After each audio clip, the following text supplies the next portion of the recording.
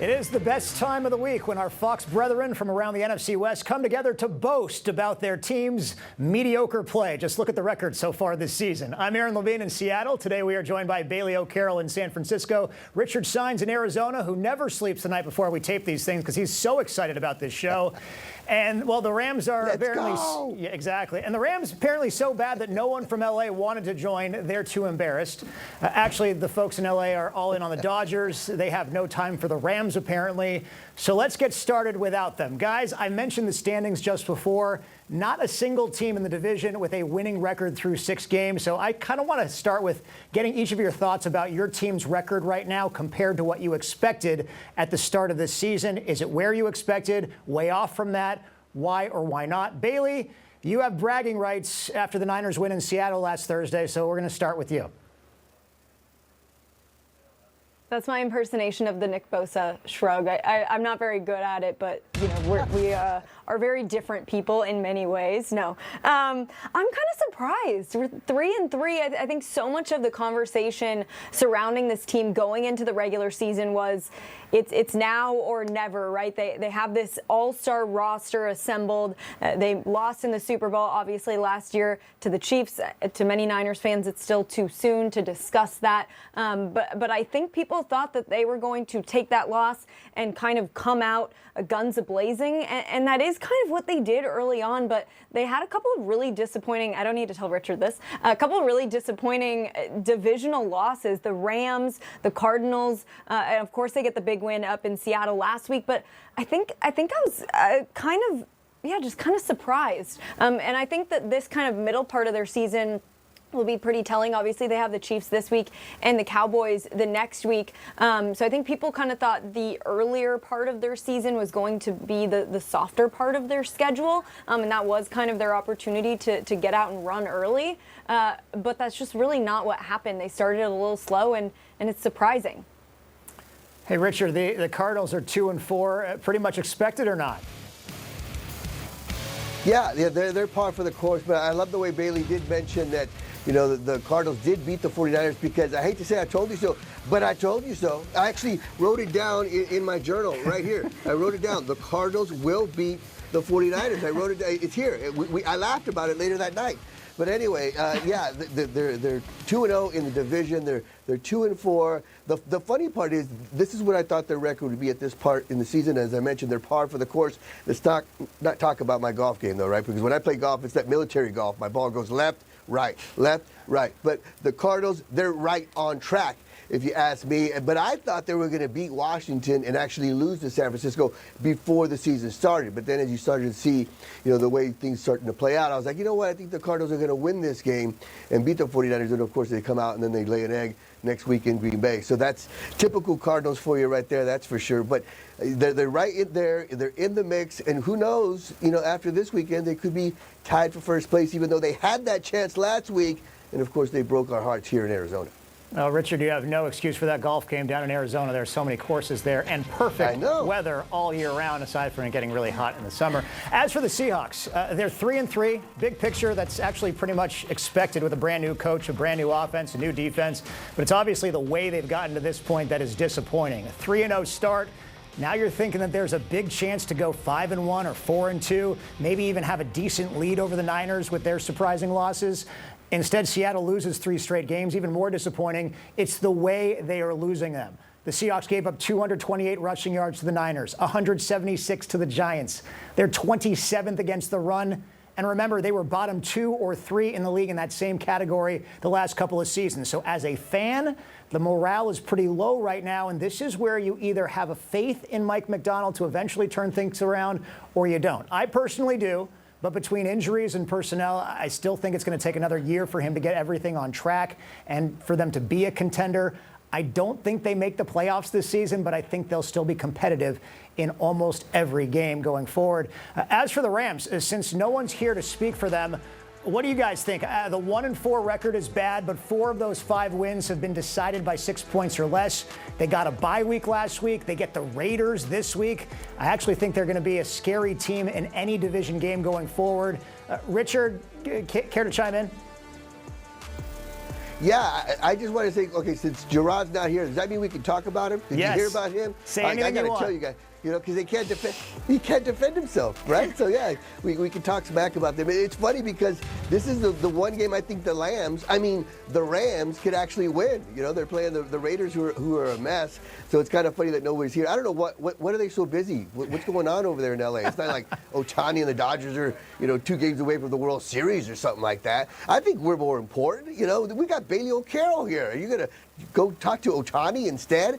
But anyway, let's talk about the Rams. Yeah, I think they're actually going to win this week, and I think they have a chance. So I think it's kind of interesting they don't have anybody to talk about that. But I still think that they're still a work in progress, and their defense is just not up to par. So it's going to be interesting to see how the rest of the season plays out for those guys. Yeah, we got all show to rip on the Rams. Bailey, any thoughts?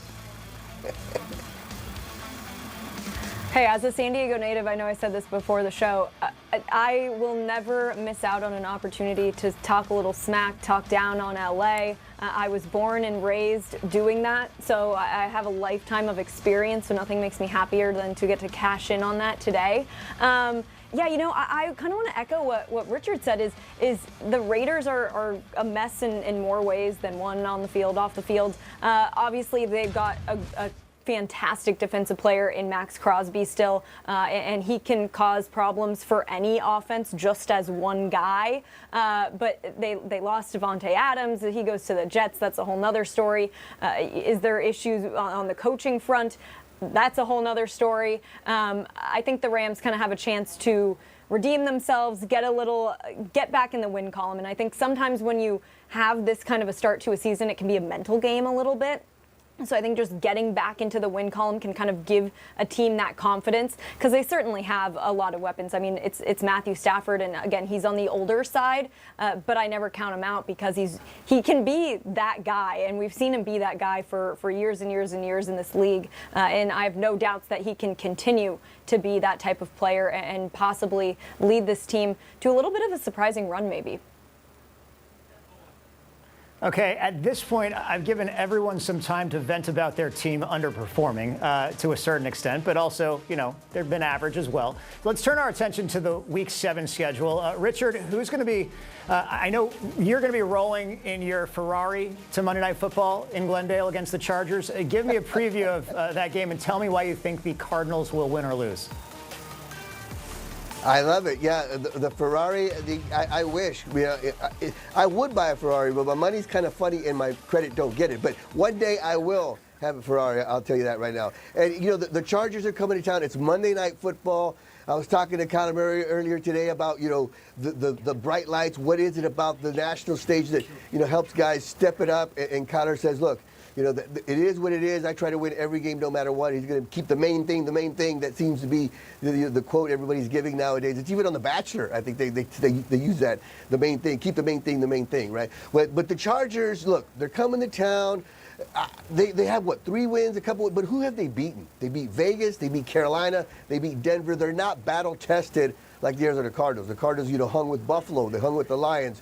So the key to victory for the Arizona Cardinals is to somehow slow down the run. I don't know if they're going to be able to stop the run. We know Harbaugh loves to ground and pound, and then the D-line for the Cardinals is kind of banged up right about now. So if they can just slow it down and the offense has to step up, it's going to have to be a big game by Conor Murray, Trey McBride, James Conner. They're going to have to outscore the Chargers. So I'm going to take the Arizona Cardinals. I'm going to let you guys in on a little secret. Just between me, you, and everybody else, my brother, sister's cousin's friend, she tells me that the Cardinals watch this show all the time. They hang on every word we say. They love you guys, right? So I'm going to motivate them, and I'm going to tell them, look, I believe in you guys. I say the Cardinals get the win, but take the over also if you're betting on this game. Take the Cardinals money line and the over.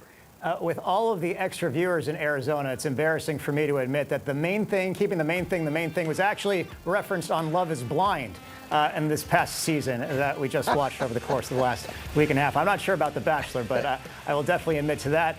If you had that Ferrari, by the way, I'm glad you wouldn't rev it too loud. We don't want to give Jim Harbaugh extra heart palpitations. By the way, on a more serious note, that is a good time to remind everyone to get regular heart checkups to prevent heart disease. Bailey, you got a Super Bowl rematch between the Niners and the Chiefs. The only difference is the Niners have home field advantage this time. Do they get a little revenge on Sunday? Why or why not? I'm going to say that they do. I think that they're going to win. I think it could go either way, but I think that the Niners are going to come out on top.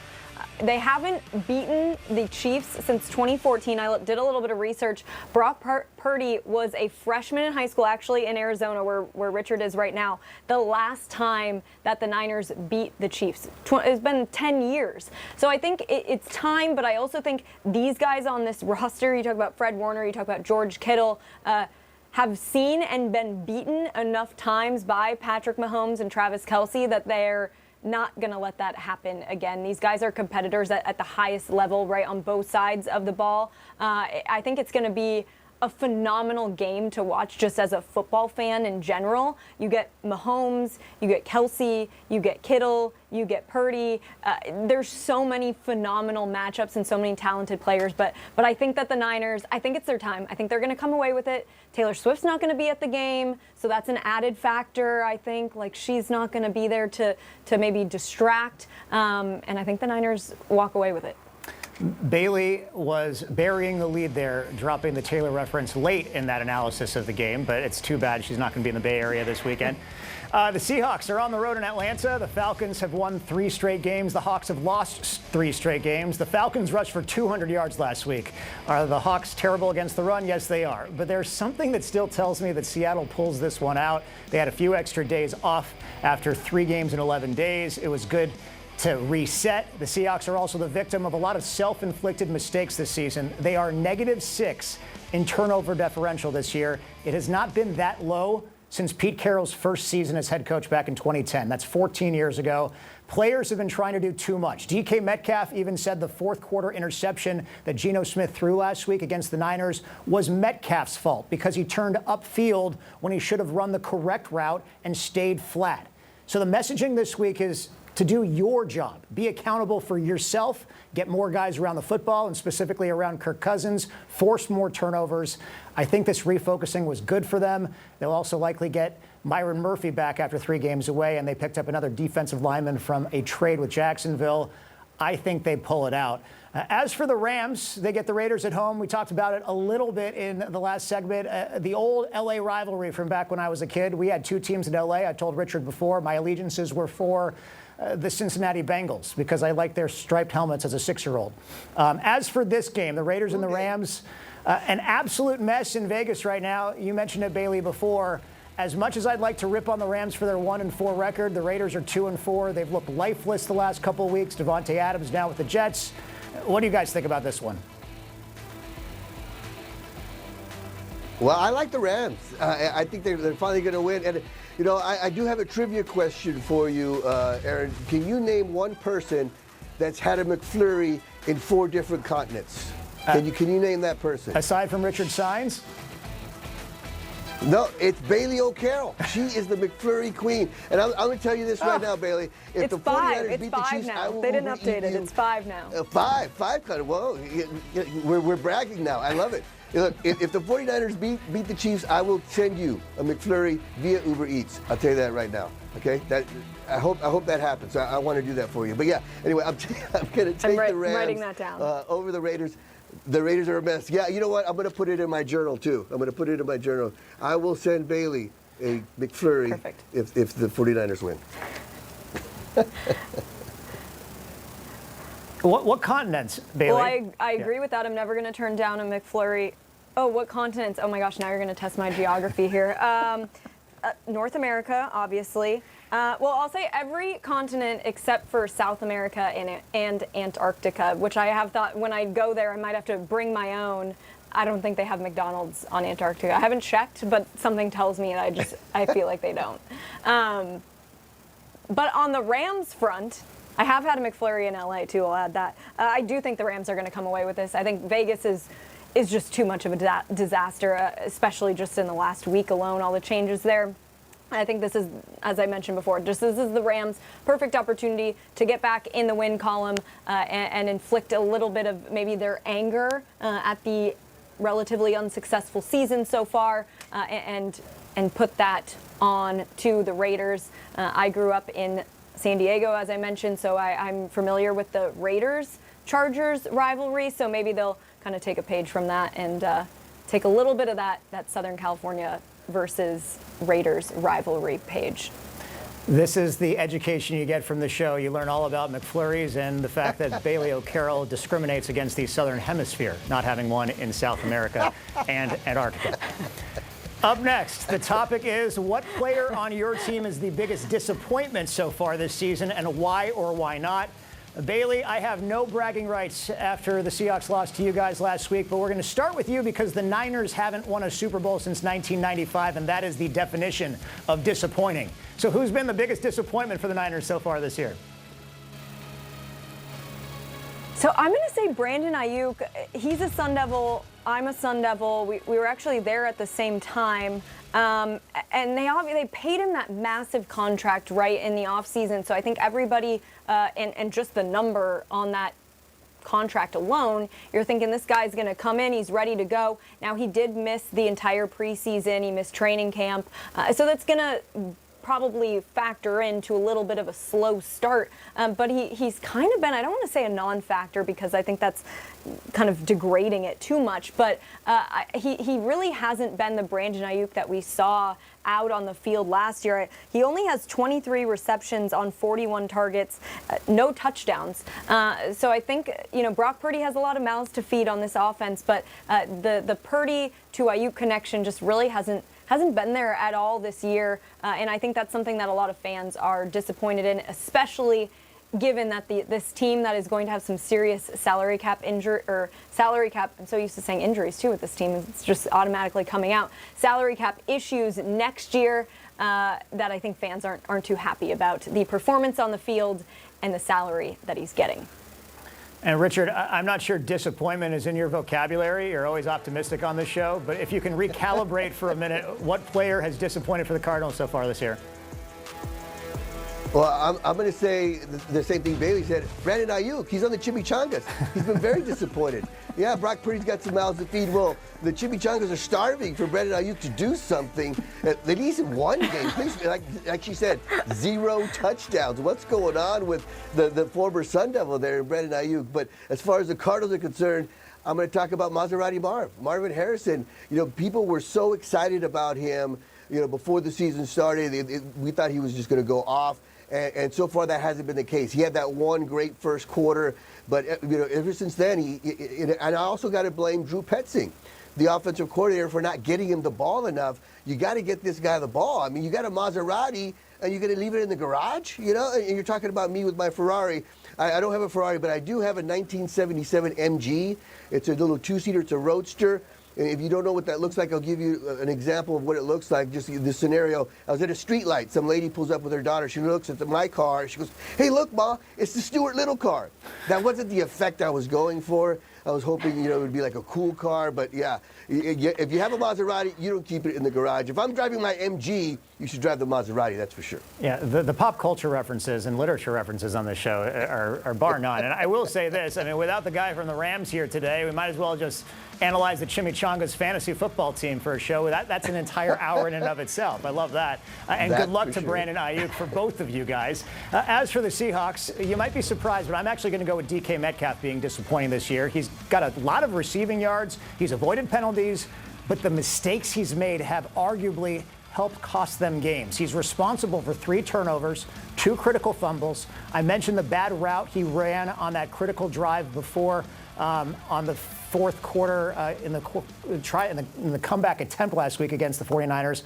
Charvarius Ward didn't play for the Niners last week, and Metcalf just had 3 catches on 11 targets. Last week was a game where he needed to step up and show why he's one of the best receivers in the league, and he didn't do that. The standard might be higher for him, but he's also costing $15 million against the cap this year. He needs to perform like a number 1 receiver in what is the best passing offense in the league right now, and he's not. And he needs to win more 50-50 balls. He needs to score more touchdowns. And he also needs to stop acting like a whiny child on the sidelines. You saw him either sulking after a bad drive, or he took the headset from someone else and yelled at his offensive coordinator instead.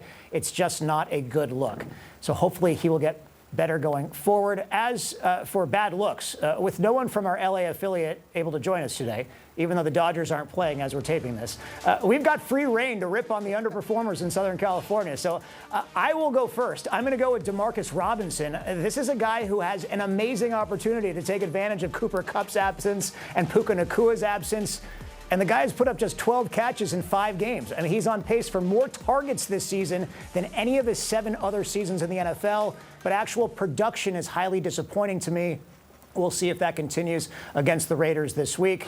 Guys, you have any thoughts on the Rams' disappointments other than us missing their brethren on the show today? Yeah, I'm going to say Gerard Moncure. I mean, where's he at? What's he doing? Exactly. You know? He's not here. You know, like I said, the Rams finally have a chance to win. He has a chance to gloat, and he's out, covering baseball like it's a big game or something like that. I don't know what's going on. But, yeah, I think also, Matthew Stafford has underperformed. Yes, his O-line is not the same, and it's amazing. He's looking like the Matthew Stafford for the Lions back in the day. But, yeah, it's funny that they're not here when they actually have a chance to win. So we got a dog on them. We got to talk smack while they're not here. Bailey, what do you think? I was going to say Stafford. I know I kind of mentioned him earlier and how good that he can be, but I don't think he's been that good up to this point. I mean, I know obviously they've been kind of plagued by injury with wide receivers and stuff, so his guys, per se, in air quotes, aren't there, and that obviously can cause a lot of issues for an offense. But Matthew Stafford's been in the league for so long, right? I forget exactly how long. I don't know off the top of my head, but it's been well over 10 years. So he should be able to kind of pivot in situations like this, and I don't think he's pivoted to the extent I thought he was going to. That being said, I think if and when those guys come back, I think that this team could certainly make a run. I don't know about playoff run, but I think they could stir some noise, cause some issues maybe in the division. And I mean, obviously the Niners lost to them, so who knows, that could come back to bite them in the butt later on, depending how things shake out as the season goes on. But yeah, I think Matthew Stafford a little bit, and I think just the team as a whole. But they're another team where you kind of look at this roster and you're like, yeah, Matthew Stafford's getting older, stuff like that. So you kind of start to think a couple of years down the road, do they have a rebuild coming? What does that look like? But now I'm getting into the weed work here. But I will say I was a little sad that LA didn't show up today, but a little happy at the same time because they beat my Padres. So I didn't want them to have the opportunity to talk smack to me. We'll be back next year, and that's all I can say.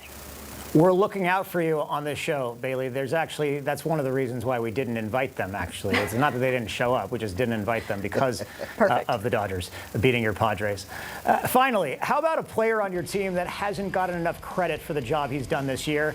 I'm going to start with the Seahawks, and I'm going to say Derek Hall. This is a linebacker or defensive end that most fans didn't even know was on the roster last season, even though he played in all 17 games. This year, he's leading the team in sacks with 5. He's taking advantage of the absence of Uchenna Nwosu and other players. But this guy has a very high ceiling. He's come out of nowhere this season. I'd argue that people around the league still haven't heard of him. So props to Derek Hall. I think he keeps it going and finishes this season with double-digit sacks. Richard, who needs extra credit in Arizona? Well, it's a guy that you guys in Washington are very familiar with, in Buda Baker. And you know who Buda Baker reminds me of, Aaron? Can you guess who Buda reminds me of?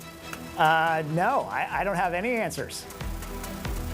He reminds me of me when I was in the 7th grade against the 5th graders. I was just killing those kids. I was all over the field. I was way too fast for them, making every play. That's how Buda Baker is. I mean, he makes up for so many things that are wrong on that Cardinals defense. He's all over the place. He's a great leader by example. The guy goes out on every play, never makes any excuses, and I don't think he gets enough credit, that's for sure. And I think when we check in with Bailey, she might say Manny Machado's not getting enough credit, but I don't know, because we've heard a lot about the Padres, and boy, they were so close.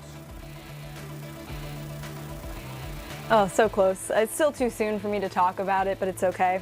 It's so hard for me to narrow down on this roster. I think Brock Purdy doesn't get his flowers enough. I think he's kind of just starting to. He's been phenomenal all season long, and really, I think, is playing as one of, if not the best quarterbacks in the NFL this year. And to be able to watch somebody like him become who he has become in front of our eyes, the progression has just been incredible to watch. But I think the Niners rookie class, I mean, this front office can draft a heck of a player. That is what I've learned this season. You've got Dominic Pooney, who has been absolutely incredible, starting all season long. And then Malik Mustafa, I think, has been incredible. Talanoa Hufanga at safety has been out basically all year long on IR. Came back for one game, then went back out on IR with another injury. And Malik has stepped up and become a starter, and a phenomenal starter at that. I don't want to rub salt in the wound, but getting that interception, I think, like 3 minutes into the game in Seattle,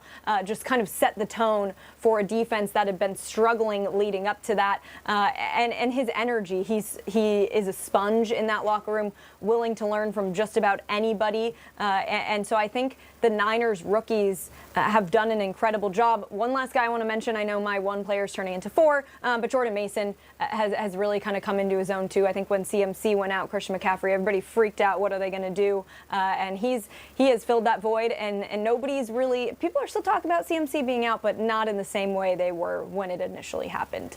Yeah, Bailey, you get extra credit because you named four people instead of one, so you're going the extra mile this season down there. As for the Rams, I would have given our colleagues in LA extra credit for showing up today on top of covering the Dodgers in the NLCS, but instead no GPA boost for them. I'm going to say that I legitimately don't know enough about the Rams to single out a player. But I remember that comeback win against the Niners last month, and between that fake punt and the solid punt return and a game-winning field goal, I'll give it to their special teams. I'm also a Stanford guy and a big Joshua Carty fan, so I'm going to give it to the rookie kicker as well. Anything stand out for you guys, or are we going to let the Rams fans sit in the corner this week because their advocates weren't available? I'm just impressed with Bailey naming four different players. It was like she named one player for each continent she had a McFlurry in. It was pretty amazing. And since she got four players, I would like to say one more player, since I only had one. And I would say Jared Goff. I think he's been very underrated for the Chimichangas. He's done a great job for us. Oh, we're talking about the Cardinals. Never mind. Yeah, I think Roy Lopez for the Cardinals defensive line. He's been great, too. He's been one of the only guys that's been able to play every game and stay healthy for the Cardinals on a D-line that's been very banged up. So I only get 2.5 if I get Jared Goff in there, when, of course, Bailey gets 4. But, I understand. Yeah, and listen, you snooze, you lose. You were down in L.A. We wish the Dodgers the best of luck in the playoffs, but also hope the sports guys from L.A. are willing to come back to defend their turf next week as well. Bailey, Richard, thanks so much, and we will see you all next week.